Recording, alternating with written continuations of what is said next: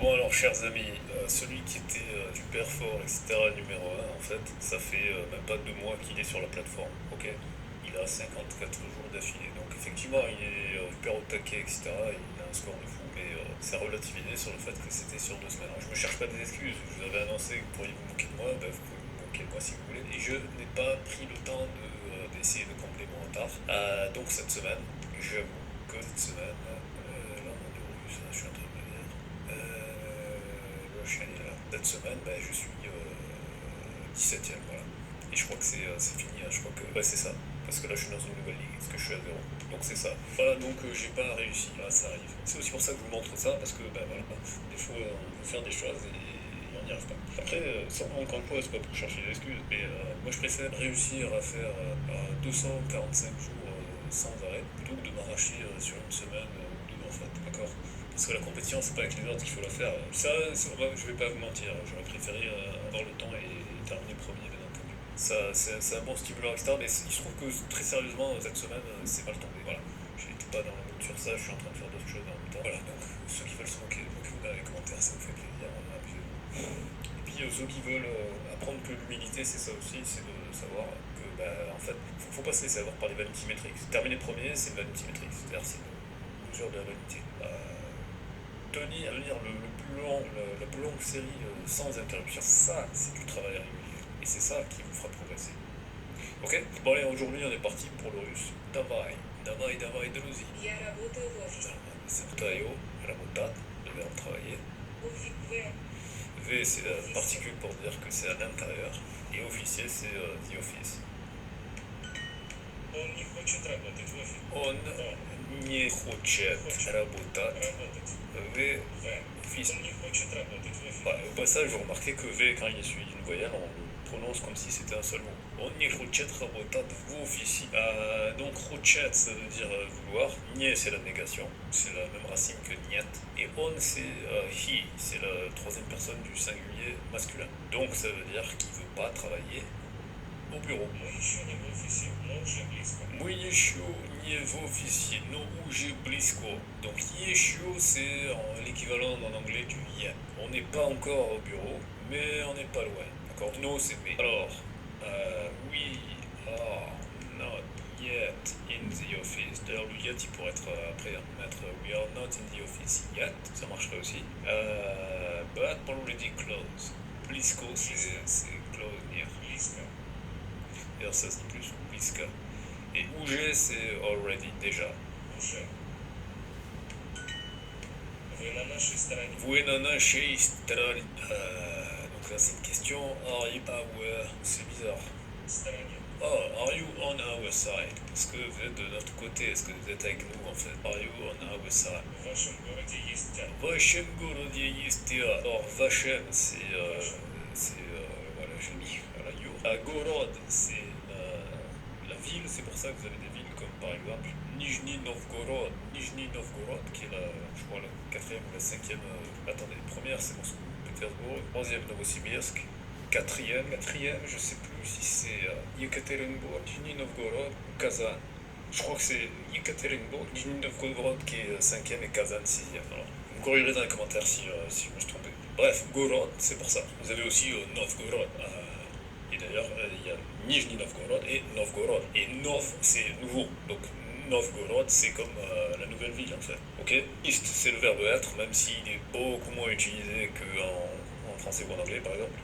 Théâtre, bah, c'est théâtre. Mais ça veut dire qu'on est à l'intérieur. Donc, is. C'est bizarre parce que là, qu'est-ce qu'il dit?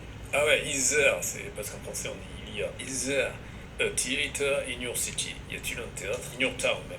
Bon, en russe comme en français, il n'y a pas de différence entre petite ville et grande ville en fait. C'est gorod dans les deux cas, comme en français. Ça fait pas la distinction comme en anglais avec town et city. Donc on dira malenki gorod versus Bolshoi Gorod sera town et Bolshoi Gorod ce sera city. S'il y a besoin de préciser, parce qu'en français on ne précise pas toujours. Bref, donc is a theater in your town. Кто самый сильный в вашем классе?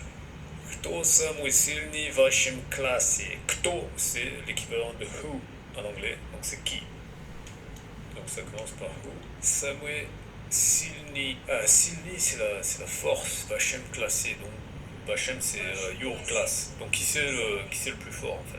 C'est le superlatif, c'est l'équivalent de most. Is the strongest in your class. На этой стороне реки нет домов. На этой стороне реки нет домов. Na, ça veut dire sur, c'est l'équivalent de on. Et toi, c'est l'équivalent de this. Storonia, on l'a vu tout à l'heure, je l'ai oublié. В стороне. Side. On this side. Reki, c'est la rivière. Рек.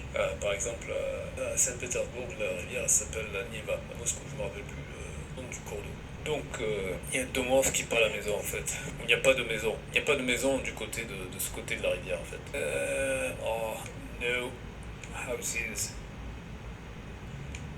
on this side of the river.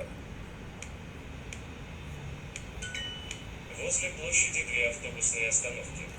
Возле площади две автобусные остановки. Alors возле, c'est un peu comme Blisco, c'est venir. Il y a plusieurs mots comme ça pour dire la même chose. Comme en français d'ailleurs, près, proche, pas loin, etc. Et comme en anglais, near, close, etc. Donc возле площади, c'est le square qu'on appellerait un petit parc, ou une place, pardon. Une place, attention, parce que nous on utilise en français square, et c'est un anglicisme. Square en anglais, ça veut dire le carré, c'est la place. Et par exemple, zut, c'est quoi déjà? Krasny Plochette, c'est la place rouge. Si je dis pas de bêtises, parce que je suis pas sûr de mon rouge qui soit Krasny. Bref, je vais aller vérifier parce que. Bref, ici par contre, c'est la place qui est pas loin. Il y a 2 arrêts de bus. There are 2 bus stops near the square. Другая сторона. Drugaya Storana, donc Drug, c'est à la fois, par exemple, Druzia, c'est les amis, friends, mais c'est aussi ce qui est. Oh, Drugaya Storana, ce serait l'autre côté. Parce que l'ami, par définition, c'est celui qui ne fait pas partie de la famille, sinon c'est la famille. Donc c'est l'autre. Другая C'est l'autre qu'on a apprivoisé. сторона. Voilà. The other side. В нашем районе много иностранцев. В нашей районе много иностранцев.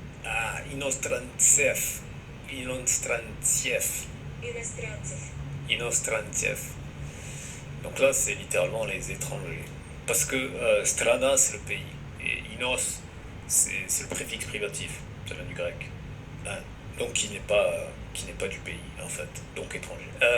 Donc, Venachei Rayon. Rayon, c'est le quartier, en fait. C'est comme on dit des fois l'expression, c'est pas mon rayon, c'est pas mon secteur. Voilà.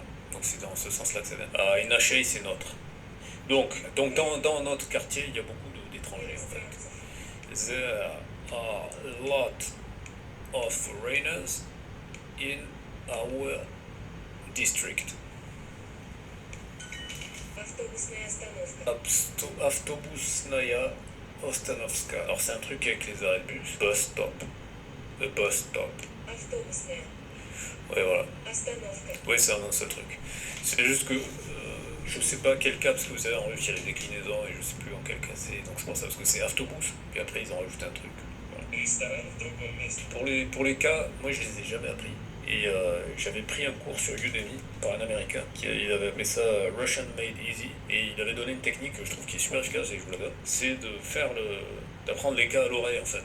C'est-à-dire que même pas vous poser la question grammaticale des cas, mais d'écouter en fait pour que les mots ils riment d'une certaine manière. Et ça marche. Et je dirais que c'est une astuce 20-80 en fait, parce que ça coûte 20% d'effort et ça produit 80% du résultat. Donc il y a peut-être certains cas pathologiques que ça va pas marcher, mais c'est pas grave en fait, parce que la plupart du temps ça marchera. Et du coup ça vous permet de développer la musicalité de la langue et donc du coup de passer quasiment pour un natif en fait. Parce que c'est comme en français, des gens qui conjuguent le conditionnel passé deuxième forme, je suis sûr que si vous faites un sondage dans la rue, 80% des gens ne sauront pas le faire. Et ça veut pas dire qu'ils sont pas français. Ok, ça veut juste dire qu'ils maîtrisent pas totalement la grammaire française dans russe pareil. Voilà, donc on revient là. Ресторан в другом месте. Ресторан Ресторан. другой вместе. В другом. В месте. Ресторан в другом месте. Restaurant в другом месте. Le V, il est subtil le V. Bon, c'est le logo un peu chiant. Voilà. В другом месте. Voilà. Ресторан в другом месте. Voilà. Restaurant в другом месте. Ouais, Mieste, j'ai oublié de préciser, Mieste c'est l'endroit. Enfin là c'est au cas, si je ne m'abuse, je crois que c'est au cas Génie. Non, non, non, non, non, non, non, non, c'est au cas, ah merde, comment il s'appelle déjà celui-là? Chiotte, instrumental, je crois peut-être. Mais bon, ouais, j'en sais rien en fait. Donc, restaurant в другом месте. Иностранец значит, что он из другой страны. Иностранец значит, что он из другой страны. Donc là, c'est la définition en fait. Étranger, entre guillemets. Il faut remarquer qu'ils mettent les mêmes guillemets que les guillemets français avec les espèces de chevrons. Signifie que la personne vient, c'est l'équivalent de foot. Donc c'est la provenance, ça indique la provenance d'un pays étranger. Foreigner, il n'y a pas means, oui, ça means. That, что, c'est that. He is from another country. Автобусная остановка уже близко. Bon, автобусная, oui, je n'ai pas dit la phrase avant. Автобусная остановка уже близко. Bon, je ne l'ai pas dit avec la bonne intonation, parce que c'est avec l'intonation qu'on peut savoir que c'est une question, parce que c'est pas comme en anglais ou même en français. Il n'y a pas de modification de la place du verbe pour indiquer que c'est une question, c'est uniquement à l'intonation. Donc il faut dire автобусная остановка уже близко. Voilà, comme ça fait une intonation de question. Donc, автобусная остановка, c'est le bus stop, on l'a déjà vu, l'arrêt de bus. Уже, on a vu que c'était already, donc déjà. Et близко, on a vu que c'est pas loin. Donc la question ce serait, l'arrêt de bus, il est pas loin, il est déjà pas loin. En mode, ouais, j'en ai marre de marcher. Bref, donc, is the bus stop already closed? Мне не нравится цвет нашего офиса. Мне не нравится цвет нашего офиса. Alors, ça, c'est un truc, c'est un peu comme en espagnol. A mí me gusta. D'accord? C'est les tournures inversées comme ça. Parce que nravitsa, c'est comme gusta, comme gustar en espagnol. Ça veut dire ça me plaît. J'aime. Enfin, ça veut dire j'aime. On peut aussi dire ça me plaît, mais on dit plus souvent j'aime. Donc j'aime la lumière de notre. Alors, fait, je suis pas sûr parce que ça peut être la lumière ou les fleurs. Ouais, c'est la couleur maintenant. J'étais à la rue. Voilà. Donc j'aime les couleurs de notre bureau. I like the color of our office. Chiotte. Ah non, mais la négation. Chiotte. Ouais, ça, vous allez. Voilà, c'est bien que j'ai fait cette faute. Ça, c'est un truc qui est relou. C'est que il y a plein de niais qui sont sonores, mais qui sont pas de la négation. Niais, on entend nier, mais c'est pas la négation. La négation, c'est nier. Donc c'est nier, nier. Donc il y a beaucoup en plus, les Russes font de la double négation sans que ça fasse le reverse. Parce qu'en français, tu dis ne, ça revient à l'affirmative. En russe, non, ne, c'est ne. C'est juste un ne très insisté. Voilà. Bon, bref, là, je me suis fait avoir alors que ça m'énerve. Alors, иностранец показывал мне свой passeport. Bon, passeport, vous avez compris, c'est passeport. Alors ça, j'avoue que c'est des trucs que je maîtrise pas toujours. Ouais, j'allais dire ça en plus, pour de vrai. Mais des fois, ce voyage, machin, on a l'impression que c'est la troisième personne, et boum, en fait, c'était la première, ou je sais pas quoi. Ça, j'avoue que c'est un passage, un aspect qui est un peu mystérieux. Les modifications de ce genre de pronom. Donc là, l'étranger, pokazival, c'est quoi déjà? Val, ça veut dire que c'est le passé. Ok. Donc il me montrait, l'étranger me montrait son passeport. The foreigner was showing me his passport. Их повар иностранец, но я не знаю, откуда он. Alors, их повар иностранец, но я не знаю, откуда он. Их повар, ça je sais plus ce que c'est. Повар. Cook. Ok, hier c'est their cook, est étranger. Alors quand ils mettent la barre comme ça, c'est souvent le verbe être qui est caché. Ils n'écrivent pas le verbe être, ils mettent ça. Et donc à l'oral, ça s'entend pas. Donc en fait, le verbe être est souvent omis à l'oral. Et à l'écrit aussi d'ailleurs. Mais à l'écrit, à la limite, il y a ça qui nous permet de penser ah ouais, en fait, c'est un verbe être. Non, donc on l'a vu, mais je ne sais pas d'où il vient. Otkuda, c'est un truc différent, c'est pas comme le is, parce que c'est, si vous voulez, il y a, ça va être where, comme where are you, mais Otkuda, ça indique d'où viens-tu, d'accord? C'est pas juste où, c'est d'où viens-tu, ça indique le mouvement, d'accord? Voilà. Si vous voulez, pour la faire logique, ce serait un équivalent de где is, qui serait comme en français de où viens-tu, d'où viens-tu? Et là, c'est en un seul mot, hot kuda. D'accord? Mais ça marche aussi dans la direction. Par exemple, on va où? On va vers là, ce sera kuda pour indiquer que c'est la direction. Alors qu'on dit ah, il est là, on dira on tam, tam pour dire il est là, mais il n'est pas en mouvement. Donc les kuda et hot kuda, c'est pour indiquer le mouvement. En fait, kuda il indique le mouvement et hot c'est pour la provenance. Donc kuda c'est on va et hot kuda c'est d'où ça vient, d'où il vient. Okay? Donc, ir povar, ah shit, povar je l'ai encore oublié. Ah oui, cook. Their cook is a foreigner, mais but I do not know where he is from.